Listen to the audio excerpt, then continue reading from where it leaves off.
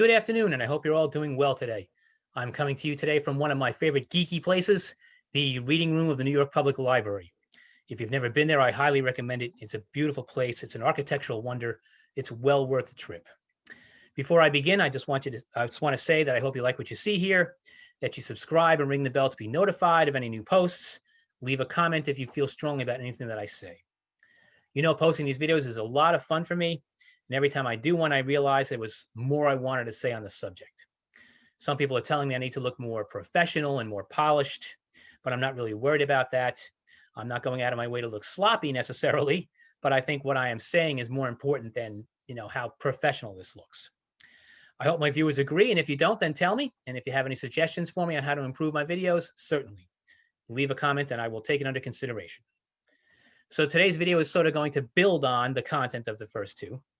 I'm sure some of you who don't know me are wondering who the hell this guy is and how he calls himself a philosopher. So I'm going to try to fill in a few blanks for you. In my senior year of college, way back in 1983, I took a course in existential philosophy, and it really blew my mind. The realization that people thought this way was so different than anything I had experienced previously. I went to Catholic grammar school and Catholic high school. I was an altar boy. So to read Friedrich Nietzsche and have him tell me there was no God, I was like, wow, really?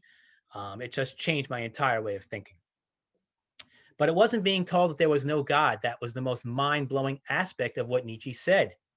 It was the realization that Nietzsche taught that if you are free of God, you are then free to create your own morality. That's really the key practical point of his teachings. But therein lies the problem. If you are free to create your own morality, then you are free to make the choice to create no morality whatsoever. And that, unfortunately, is what a lot of people do. Whatever benefits them the most at the moment is how they act without very much forethought. Certainly what happened in Washington, D.C. yesterday is a prime example of that.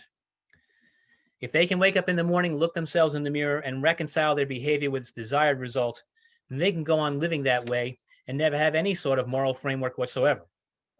And if they don't get their desired result immediately, their usual reaction is to get angry and frustrated and try harder in the same immoral fashion without any thought of changing their path whatsoever. During the pandemic, we see tangible evidence of this type of behavior and attitude every day. The supporters of the anti-mask movement are a clear example of people who have zero concern for others and who are acting in direct conflict with their own best interest. I go to the gym 2 or 3 times a week, and half the people there are wearing their masks, only covering their mouth like that. Their nose is exposed. Makes no sense to me whatsoever. And if you dare to say something to them, you get violently rejected. They tell you that wearing a mask is an infringement on their freedom. And how many times have you heard someone say to you, I don't have to explain myself to you?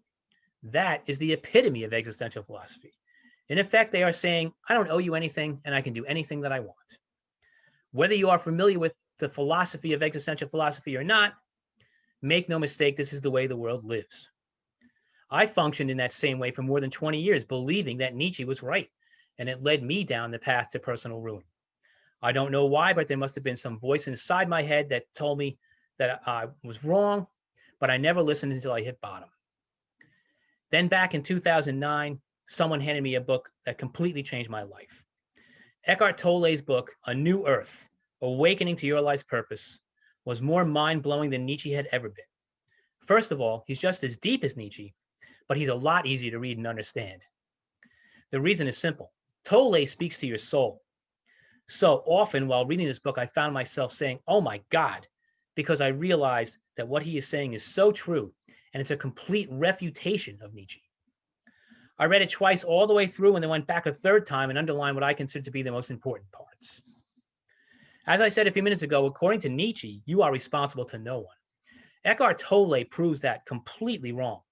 According to him, your purpose in life is to bring presence into the world, to start that revolution in your own mind that I referred to in my last video, and make yourself into the best person that you can be. What he means by bringing presence into the world is doing the best that you can in each moment.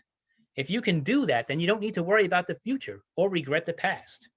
You then live a fully conscious life, living in the present moment, which is all that you really have.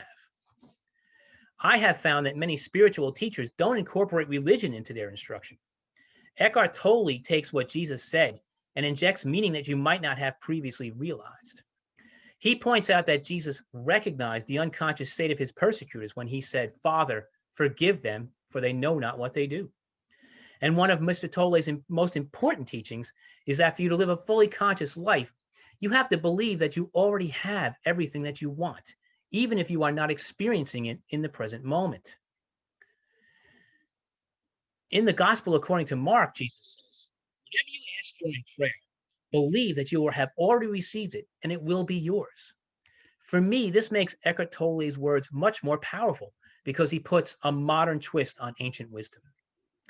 If you can achieve that level of consciousness, then you are living your life in the best way you can. You are happy and you are making your maximum contribution to the world. Even if it doesn't seem like much, it's still like throwing small stones into a pond and letting the ripples of your positive energy roll out from your mind into the energy that we are all connected to. And who knows what that can do for people? Isn't that worth at least a try? Wouldn't you agree that you imbue yourself with a sense of empowerment by adopting that kind of attitude? Again, if you like what I say, please leave a comment. Subscribe to my channel. I would love to be able to have millions of viewers. I hope to build that kind of audience over time. Ring the bell, leave a comment, and have a great and thoughtful day. Thank you.